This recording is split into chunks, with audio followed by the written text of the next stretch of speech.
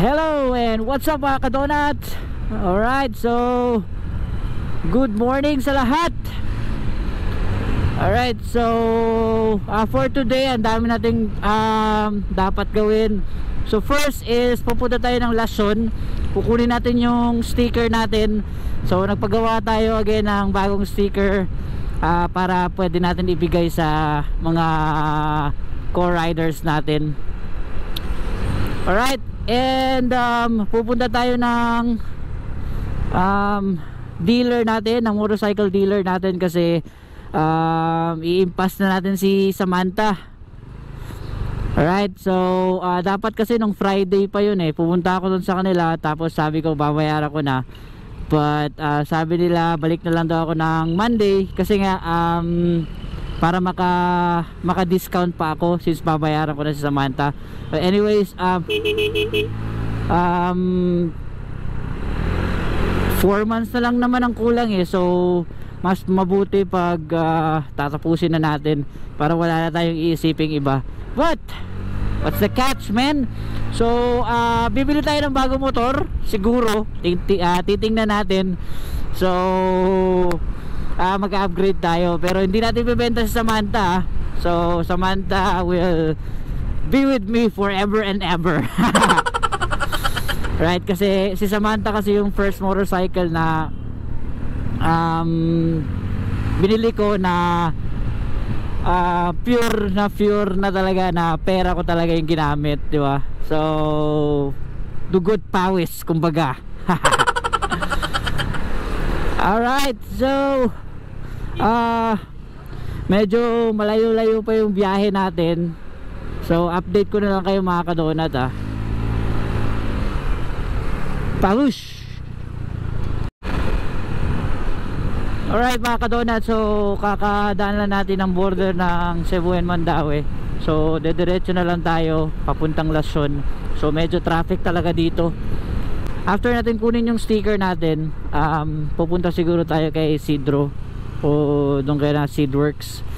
Naantay ko lang yung text ng dealer natin kasi sabi nila kanina wala pa daw nag-reply or hindi pa nag-reply yung bank. So ayun, antayin lang natin, tapos kung okay na dediretso na tayo doon. Alright mga kadonat, so dumating na tayo sa Lason, and sa kabilang daanan nito doon natin kukunin yung sticker natin. Doon tayo kay Circulas nagpagawa ng sticker kasi quality and mura siya. So yun, let's go get it.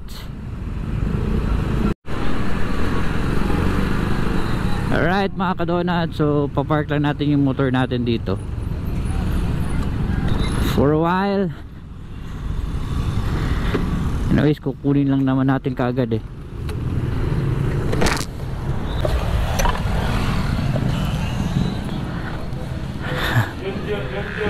Ayu. Kau nako katong kay Dope Motovlog. Si kanay.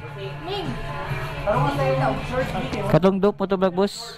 Katong pag Friday na ko gipabuhat. Katong Dope? Oo. Tara tayo. Paday.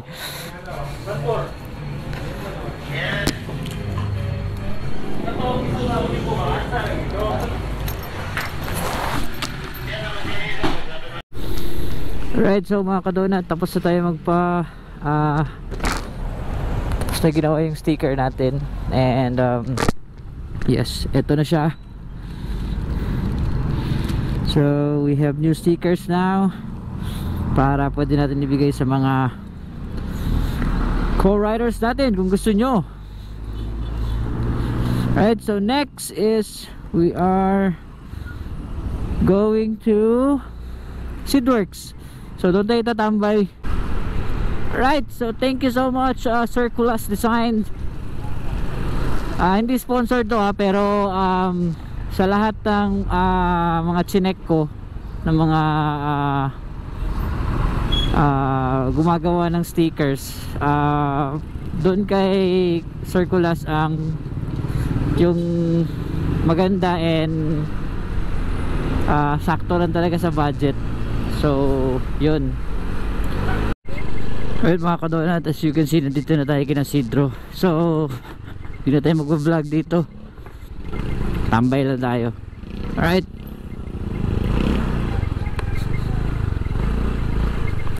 Alright mga kadonat, so wala pa ring text yung dealer natin. So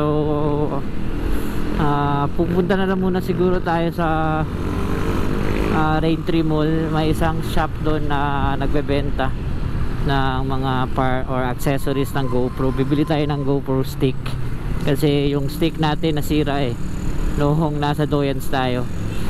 Alright, so let's go. Hello mga kadonat, so dito tayo ngayon sa Raintree Mall.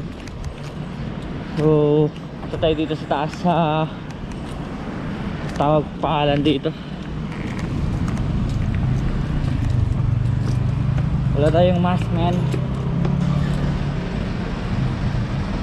PRG Photoshop dito.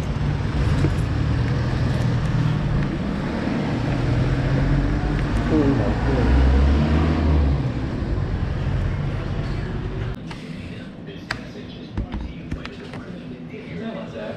Sekarang apa itu? Stick sa GoPro. 150 sir. Ah? 150 is one. Ano naka-check boss? Ano siguro? Hindi mahal lang. Alright mga kadonat, so isa tayo dito sa Raintree Mall. Dito ako bumibili ng mga accessories ko sa GoPro. Alright mga kadonat, so I think di pa natin mababayaran ngayon ng motor natin kasi nga hindi pa nag-text yung dealer natin. And pauwi na tayo. Siguro continue natin yung vlog tomorrow. Siguro bukas magte-text na sila sa akin. The next day. Right mga kadonat, so the next day na tayo. And nag-text na sila kaninang umaga, kaso nga lang busy tayo. So nang oras na ba? Alas 3 na. So ngayon pa tayo pupunta. Alright, so medyo malapit-lapit na tayo doon. Grabe ang init. Woohoo! Okay, so ano kayang kukunin nating motor sunod mga kadonat? Suggest kayo. So hindi na tayo magwa 150, mag-upgrade tayo. Ang iniisip ko kasi is R3. Wow, R3. Ambisyoso. So R3 ang iniisip ko, pero yung dream bike ko talaga is Z1000. So lalaking bike, no? Tapos maliit lang tayo. So anyways, hopefully soon makukuha natin yan. Whoops, shoutout sa mga seres. Alright, so palayo-layo. Alright, so we are here mga kadonat. So buti na lang dito tayo nagkotse. Okay lang naman nagkotse tayo kasi may parking naman. Alright, so yun, bayaran na natin doon sa Samantha.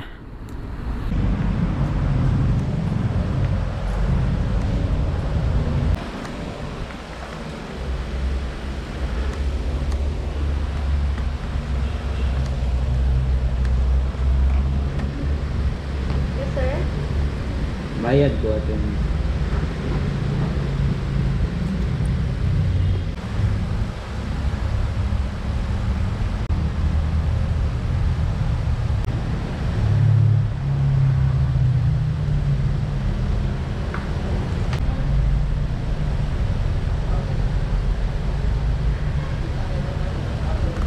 so humingi ako ng kopya ng mga months na binayaran natin yung motor.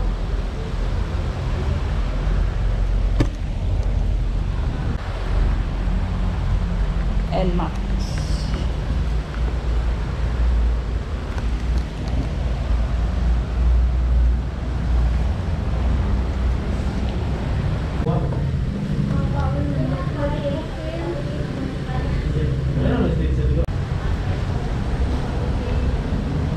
Thank you.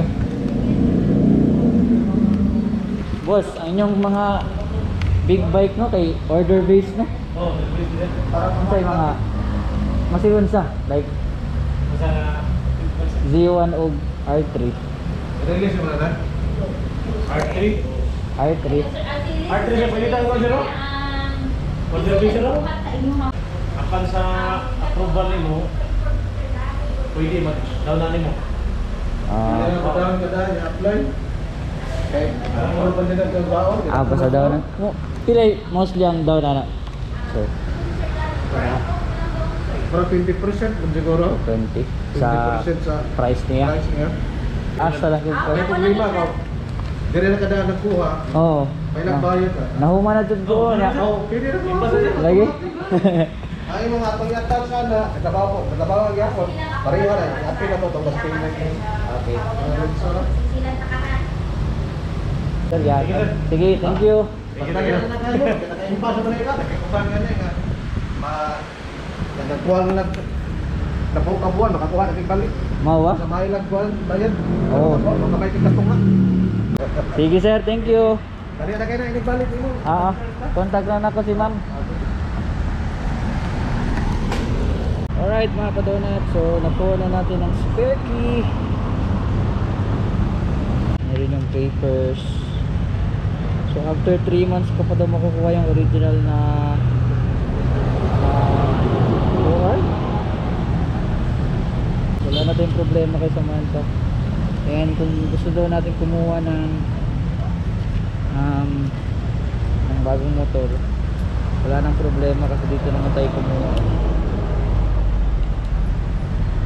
Alright mga kadonat, so palis na tayo. So thank you so much Motoriz. Nung una hindi Motoriz yan Suertes ewan ko kasi yung pangalan nila. So ngayon HQ Enterprise Motoriz, thank you so much. Woo! Yes! Sarap sa feeling man.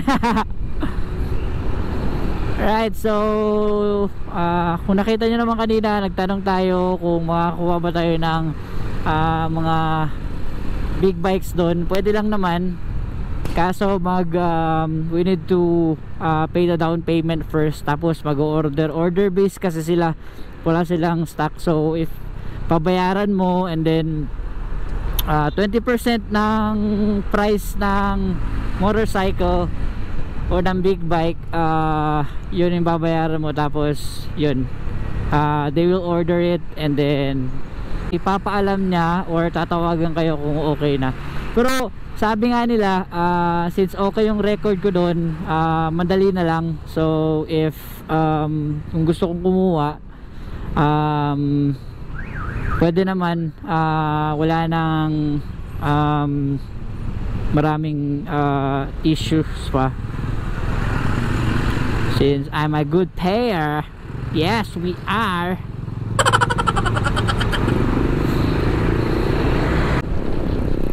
Alright mga kadonat, so that is it for this vlog. Thank you so much mga kadonat sa lahat ng mga sumusuporta sa channel natin. Hindi naman tayo ganong karami, pero alam ko may mga sumusuporta talaga. So dahan-dahan, slowly but surely lang talaga tayo mga kadonat.